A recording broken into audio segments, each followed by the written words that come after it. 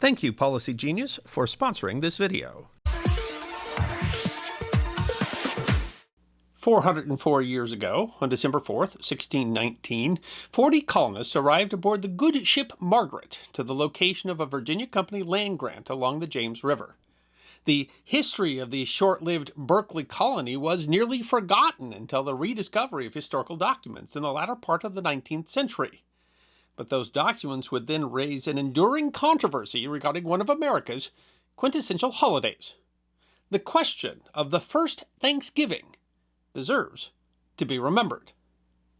So it's the holidays, and that's a time to think about family. If there's one thing history teaches us, it's that we humans need to take care of each other. And so it's also a time to think about taking care of that family. You know, I have a teenage daughter at home, and I want her to live a long, happy, healthy life that deserves to be remembered.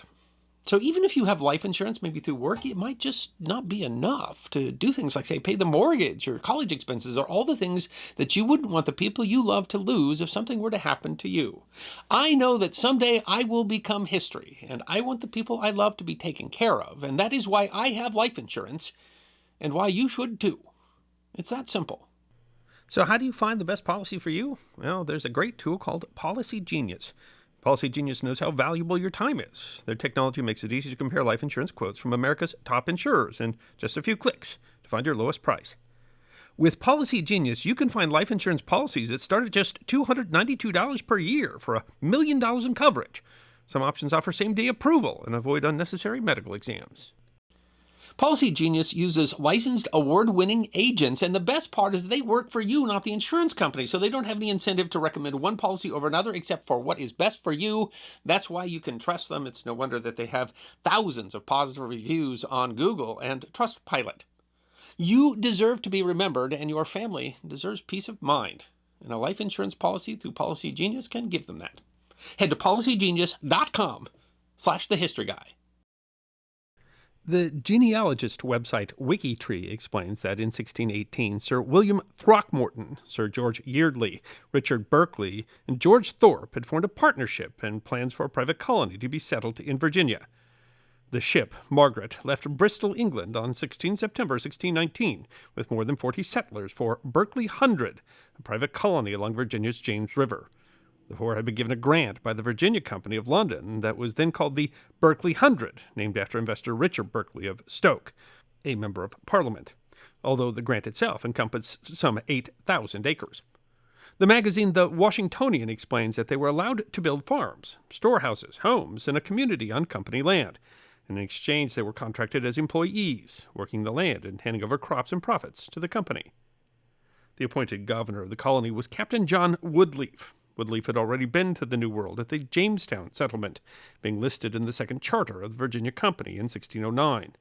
The Washingtonian describes Woodleaf as a much-experienced survivor of the 1609-1610 Jamestown starving time. The record of the colony is sparse. There is a mention of the colony in a genealogical memoir of William Giles Harding Carter, a Major General in the United States Army who received the Medal of Honor, published in 1909.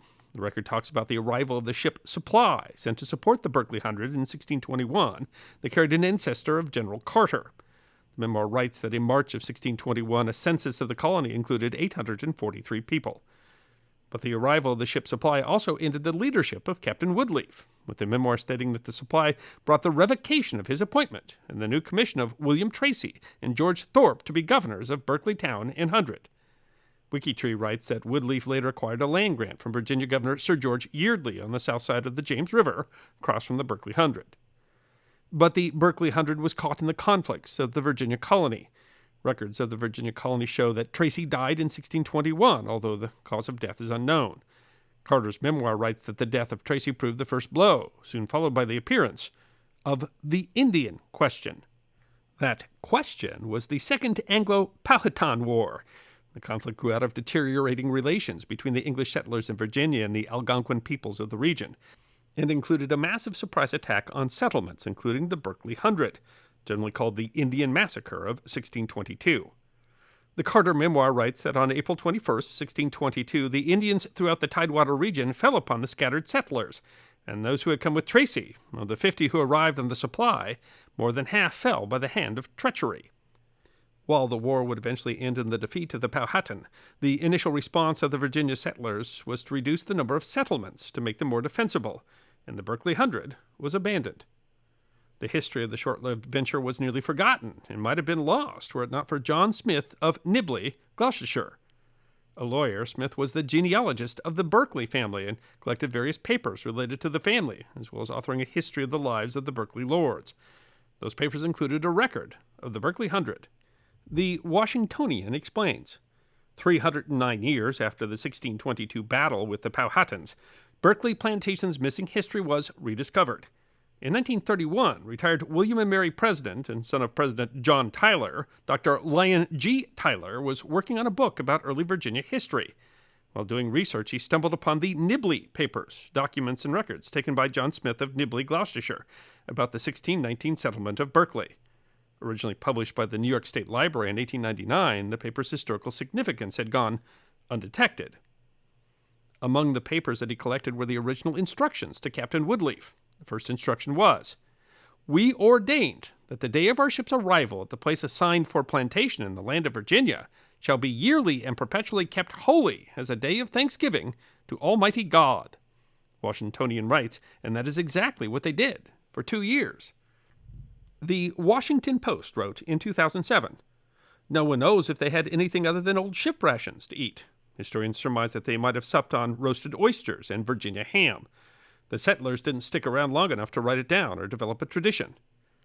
The Post continues, "They were wiped out in the Powhatan Indian Uprising in 1622, and from there the Virginia Thanksgiving story faded from view." But that view changed with the rediscovery of the Nibley Papers in 1931. The Washingtonian writes, according to Virginia historians, the papers are concrete proof that the New World's Day of Thanksgiving originated in their region. The argument has been carried on by a descendant of the Berkeley 100, the Washingtonian notes. Graham Woodleaf is a direct descendant of Captain Woodleaf, and while he's known his family history since being a teenager, he devoted a considerable amount of energy to research since he retired in 2009. Woodleaf says he thinks the major reason that Plymouth and not Berkeley is universally thought to be the site of the first Thanksgiving is that they had better PR than we did. In fact, the claim has been supported at least twice by the United States chief executive. In 1962, Virginia State Senator John Wicker Jr. sent a telegram to President John Kennedy complaining that the president had ignored Virginia in his Thanksgiving proclamation that year.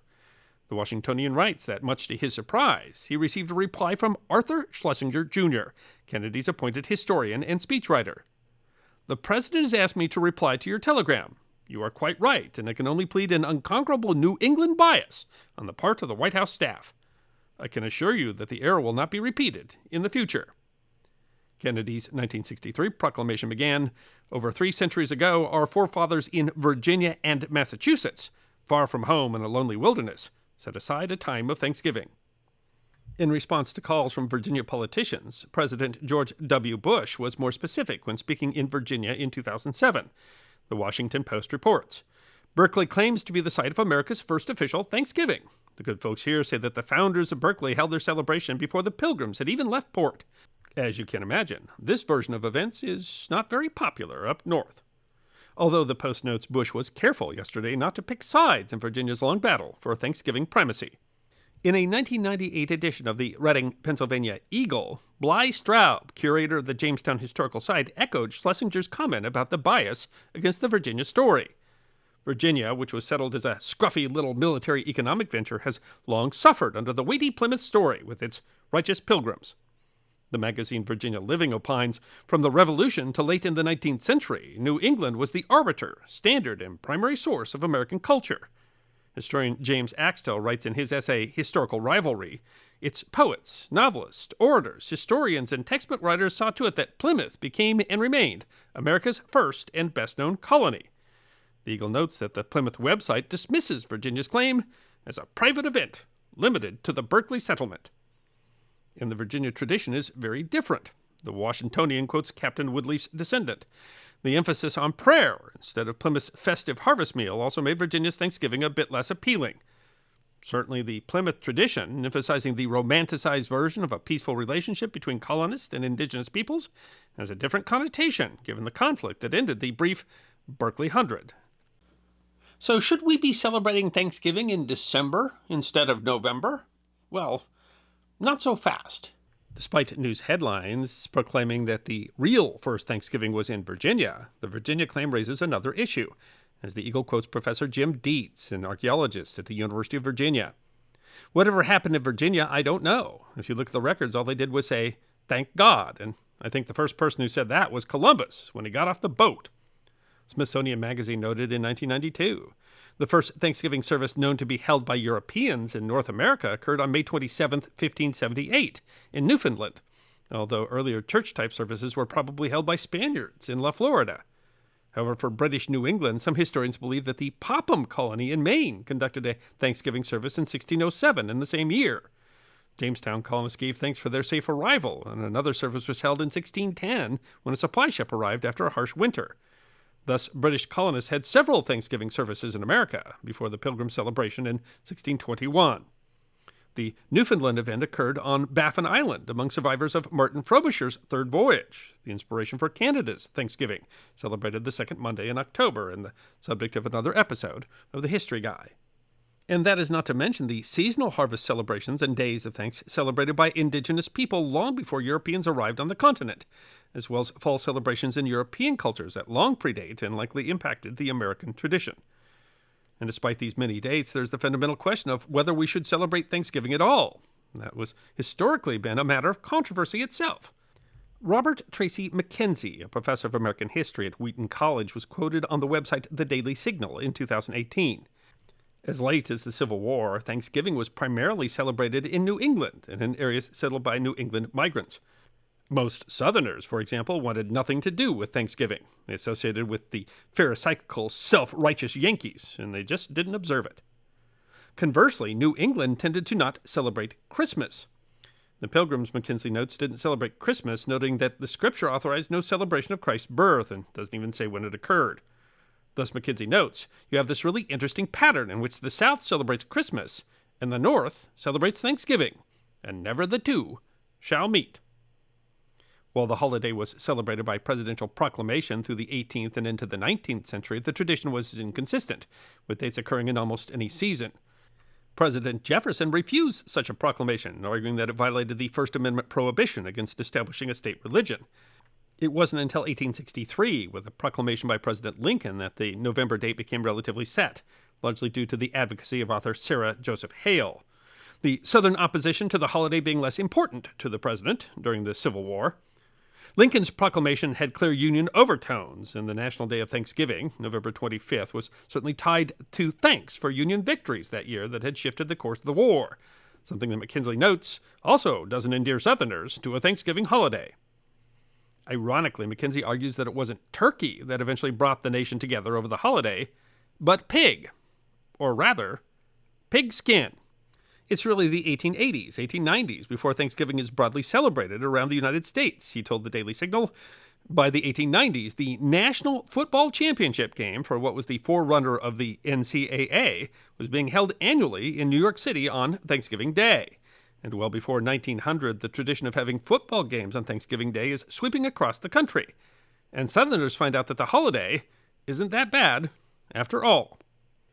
That tradition was taken up by the National Football League in the 1920s, and the tradition of Thanksgiving Day football continues to this day. Even then, though, the tradition was not completely settled. In 1939 and again in 1941, November included 5 Thursdays. While the tradition since Lincoln had been to hold Thanksgiving on the last Thursday of the month, President Roosevelt, prompted by the retail industry, declared the holiday on the 4th Thursday those 2 years in order to add an extra week of retail shopping before Christmas. The decision was derided by Republicans, who called those days Franksgiving.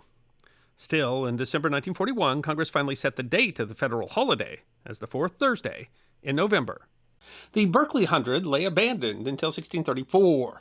Renamed the Berkeley Plantation in 1691, a part of the former colony was sold to the Virginia Attorney General, Benjamin Harrison, whose descendants would include a signatory of the U.S. Declaration of Independence and 2 U.S. presidents, William Henry Harrison and Benjamin Harrison. The Berkeley Plantation is today a museum property that's open to the public, and every year they host a Thanksgiving festival and reenactment to celebrate Virginia's Thanksgiving history. So did the Berkeley 100 really celebrate America's first Thanksgiving? Well, it's clear that the holiday that was established was based on the history of the Plymouth Colony, albeit a romanticized version based on 19th century literature. And the people who operate the Berkeley Plantation seem to have accepted that the American public is stuck on that tradition because even they don't hold their Thanksgiving festival and reenactment in December. Instead, they hold it early in November because December 4th is simply too cold. And according to the museum website, the museum is closed for the Thanksgiving holiday on the fourth Thursday in November. I hope you enjoyed watching this episode of The History Guy, and if you did, please feel free to like and subscribe and share The History Guy with your friends. And if you also believe that history deserves to be remembered, then you can support The History Guy as a member on YouTube, a supporter on our community at Locals, or as a patron on Patreon. You can also check out our great merchandise shop or book a special message from The History Guy on Cameo.